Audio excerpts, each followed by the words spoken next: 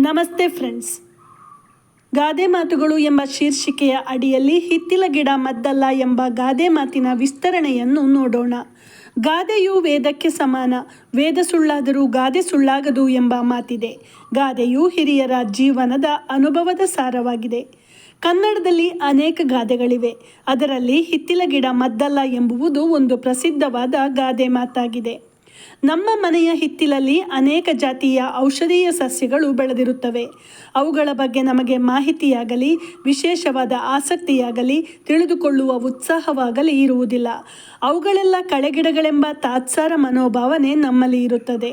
ಅದೇ ಔಷಧೀಯ ಸಸ್ಯ ಇನ್ನೊಬ್ಬರ ಹಿತ್ತಿಲಲ್ಲಿ ಬೆಳೆದಿದ್ದು ಅದನ್ನು ಇನ್ನಾರೋ ಒಬ್ಬ ವ್ಯಕ್ತಿ ಔಷಧಕ್ಕಾಗಿ ಬಳಸಿದಾಗ ಅಥವಾ ಪಂಡಿತರೋ ಹಳ್ಳಿ ವೈದ್ಯರೋ ತಿಳಿಸಿದಾಗ ನಮಗೆ ಅದರ ಮಹತ್ವದ ಅರಿವಾಗುತ್ತದೆ. ಇದು ನಮ್ಮ ಸುತ್ತಲಿನ ಜನರಿಗೂ ಅನ್ವಯಿಸುತ್ತದೆ.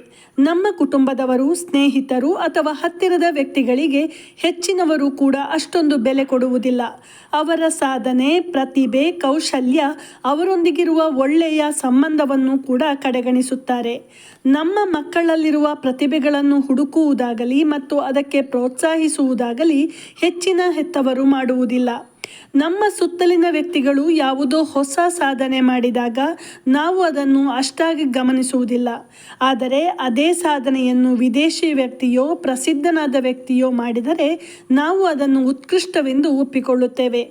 ನಮ್ಮ ಹತ್ತಿರದ ಶಿಕ್ಷಣ ಸಂಸ್ಥೆಗಳನ್ನು ಕಡೆಗಣಿಸಿ ದೂರದ ಅಥವಾ ವಿದೇಶಿ ವಿದ್ಯಾಸಂಸ್ಥೆಗಳನ್ನು ಮೆಚ್ಚಿಕೊಳ್ಳುವ ಪ್ರವೃತ್ತಿಯು ಹಿತ್ತಿಲ ಗಿಡ ಮದ್ದಲ್ಲ ಎಂಬ ಗಾದೆಗೆ ಒತ್ತು ನೀಡುತ್ತದೆ. ನಮ್ಮ ಹಿತ್ತಿಲಲ್ಲಿಯೇ ಬೆಳೆಯುವ ಔಷಧೀಯ ಗಿಡಗಳನ್ನು ಕಡೆಗಣಿಸಿ ನಾವು ಪಾಶ್ಚಾತ್ಯ ವೈದ್ಯಕೀಯ ಪದ್ಧತಿಯನ್ನು ಅನುಸರಿಸುತ್ತಿದ್ದೇವೆ.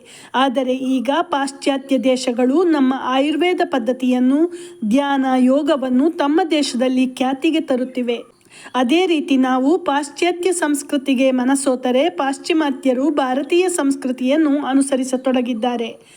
ಒಟ್ಟಿನಲ್ಲಿ ಈ ಗಾದೆಯ ನಿಜವಾದ ತಾತ್ಪರ್ಯ ಏನೆಂದರೆ, ನಮ್ಮ ಬಳಿ ಇರುವುದರ ಮಹತ್ವವನ್ನು ನಾವು ಮೊದಲು ಅರಿಯಬೇಕು. ಅದು ಸಂಬಂಧವೋ, ಪ್ರತಿಭೆಯೋ, ಸಂಪತ್ತೋ, ಸಂಸ್ಕೃತಿಯೋ ಏನೇ ಆಗಿರಬಹುದು, ನಶಿಸುವ ಮೊದಲು ಪೋಷಿಸಿ ಬೆಳೆಸಬೇಕು ಎಂಬುದು ಈ ಗಾದೆ ಮಾತಿನ ಸಾರಾಂಶವಾಗಿದೆ. ನನ್ನ ಈ ವಿಡಿಯೋ ಇಷ್ಟವಾಗಿದ್ದರೆ ಲೈಕ್ ಮಾಡಿ, ಶೇರ್ ಮಾಡಿ, ಕಮೆಂಟ್ ಮಾಡಿ.